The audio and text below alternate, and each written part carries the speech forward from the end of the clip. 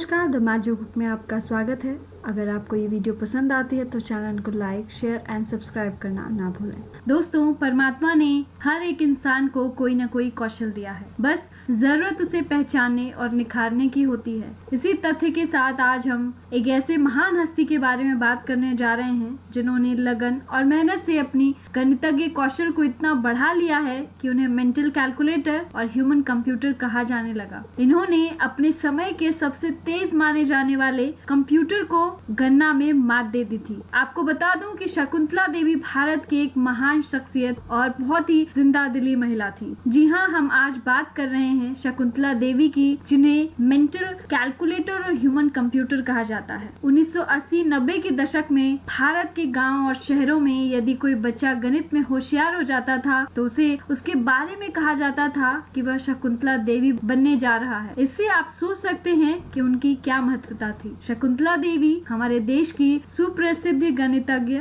लेखिका और social worker भी थी और भारत सहित पूरी दुनिया में उनका नाम बड़े आदर के साथ लिया जाता था। तो चलिए अब हम बात करते हैं उनकी शुरुआती जीवन के बारे में। शकुंतला देवी का जन्म 4 नवंबर 1929 को बैंगलोर, कर्नाटक शहर के एक रूढ़िवादी कन्नड़ ब्राह्मण परिवार में हुआ था। और दोस्तों, उनकी फैमिली फाइनेंशियली स्ट्रांग नहीं थी, इसके कारण वह औपचारिक शिक्षा नहीं कर पाई थी। उनका परिवार उनके पिता को मंदिर का पुजारी बनाना चाहते थे, लेकिन उन्होंने इनकार कर वे मदारी जैसे खेल दिखाने वाले तनी हुई रस्सी पर चलकर लोगों का मनोरंजन करना पसंद करते थे, जिसका परिणाम था कि ये सर्कस में एक कलाकार के रूप में कार्य करने लगे थे। और अगर आप बात करें शकुंतला देवी की, तो जब वे मात्र 3 वर्ष की थी तब ताश खेलते हुए इन्होंने कई बार अपने पिता को भी हरा दिया था। पिता को जब अपनी बेटी की इस क्षमता के बारे में पता चला तो उन्होंने सर्कस छोड़ शकुंतला देवी पर सार्वजनिक कार्यक्रम आयोजित करना शुरू कर दिया और इनकी क्षमता को भी पहले स्थानीय स्तर पर प्रदर्शित किया। तो उसे वो पता चल जाता है कि वो 3 साल की उम्र में भी काफी तेज थी। 6 साल की उम्र में उन्होंने मैसूर यूनिवर्सिटी में अपने अद्भुत गणितज्ञ कौशल का प्रदर्शन किया।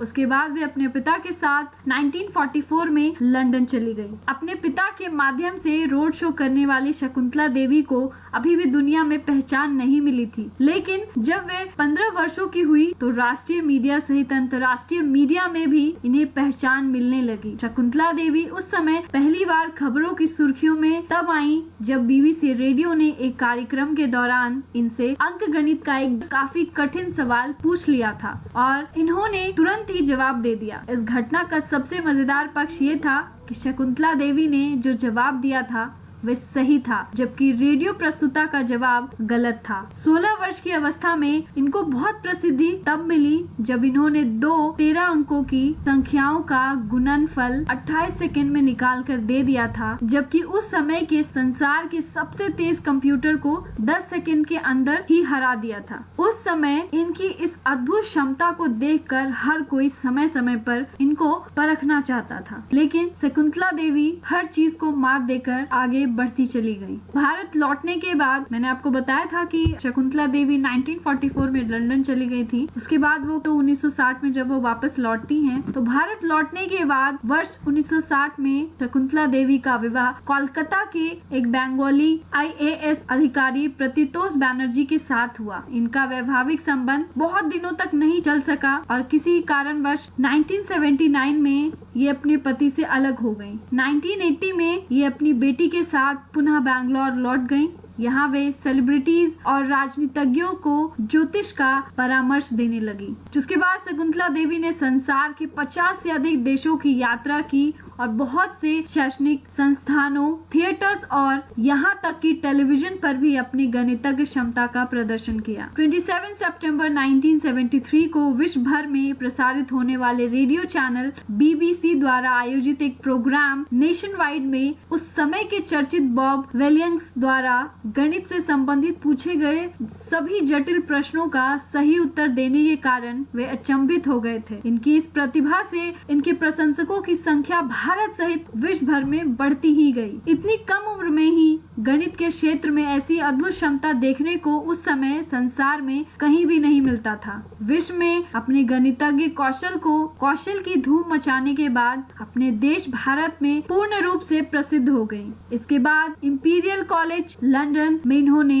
18 जून 1980 को गणित के एक कठिन प्रश्न का सही उत्तर कुछ सेकंड में देकर वहां उपस्थित दर्शकों को आश्चर्यचकित कर दिया था। उस समय 1977 में शकुंतला देवी को अमेरिका जाने का मौका मिला। यहाँ डलास की एक यूनिवर्सिटी में इनका मुकाबला आधुनिक तकनीकों से लैस एक कंप्यूटर यूनिवैक से हुआ। इस मुकाबले में शकुंतला को मानसिक गणना से 201 अंकों की एक संख्या का 23वां मूल निकालना था। यह सवाल हल करने में उन्हें 50 सेकंड लगे, जबकि यूनिवैक नामक कंप्यूटर ने इस काम के लिए 62 सेकंड का समय लिया। इस घटना के तुरंत बाद ही दुनिया भर में शकुंतला देवी का नाम भारतीय मानव कंप्यूटर के रूप में प्रख्यात हो गया। और आपको शायद ये जानकर आश्चर्य होगा कि शकुंतला देवी मैथ ज्योतिष में ही नहीं बल्कि उन्होंने पॉलिटिक्स में भी हाथ आजमाया था। 1980 में शकुंतला देवी ने पहली बार लोकसभा चुनाव लड़ने का साहस किया था। उनका चुनाव क्षेत्र दक्षिण मुंबई